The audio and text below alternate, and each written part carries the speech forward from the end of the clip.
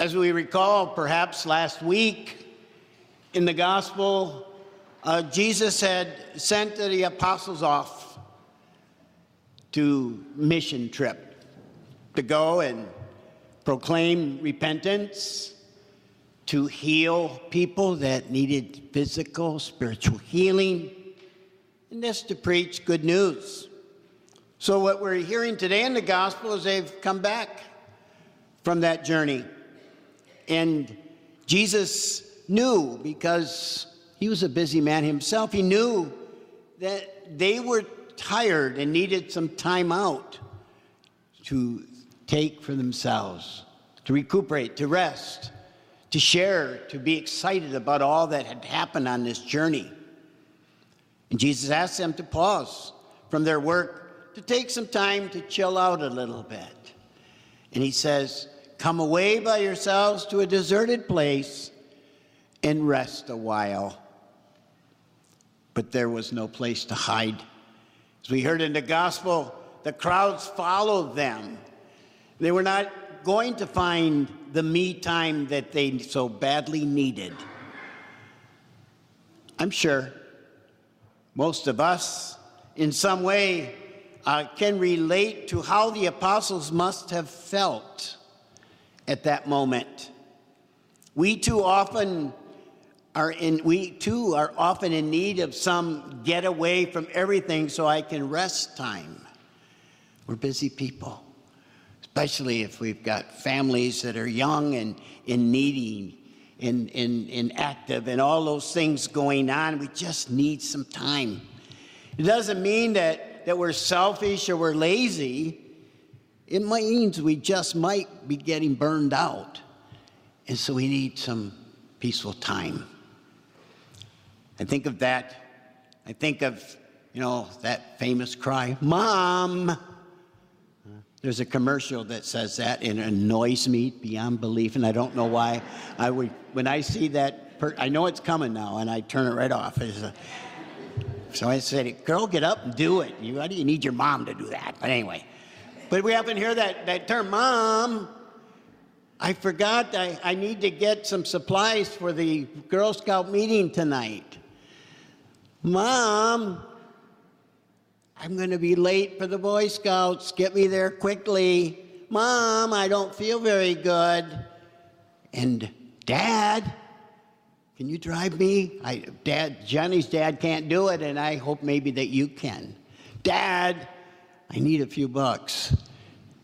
Dad, and we hear that. Or Grandma,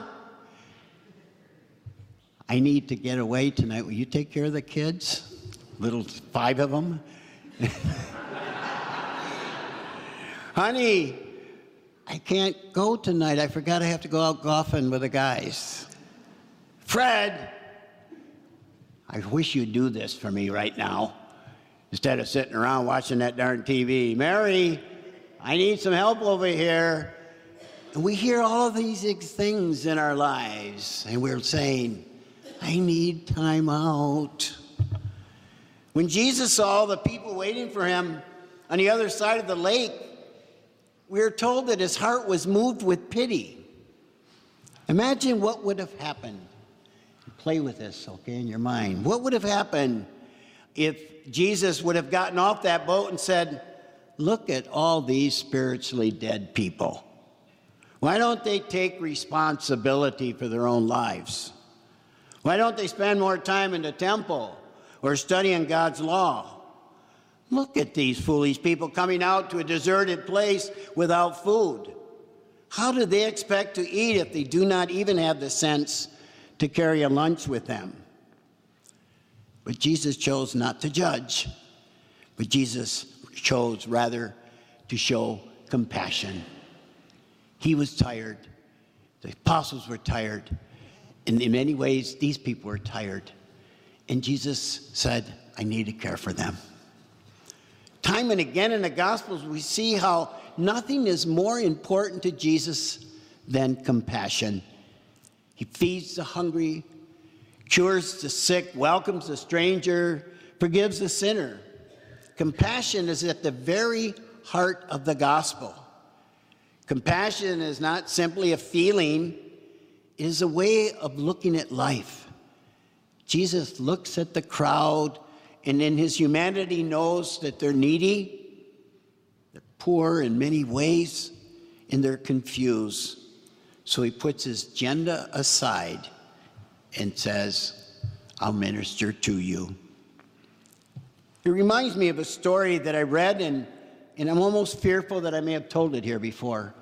But as I told you last week, 5 minutes from now, I won't remember a whole lot. And so if I have told the story, I apologize. I don't care, though, because it's a good one. But it reminds me of a story that was told and has, I think, a good message to think about. There was an elderly man in a critical unit at a hospital, and he was dying. And he was very close to dying, and he was in and out. And every so often, the nurses would hear him say, call my son. And the nurses looked and found his number and called his son several times. Couldn't reach him. And he kept calling out, please call my son. And they tried and they tried. No response. Nobody answered. Nobody called back. And then while the night was getting late, the man was getting worse, a young man, somewhat poorly dressed, kind of long, scraggly hair. At least he had some. Long, straggly hair. And he walked in and sat down in the waiting room, and the nurse thinking, that must be him. So the nurse went up to the young man, grabbed his hand, and she said, follow me.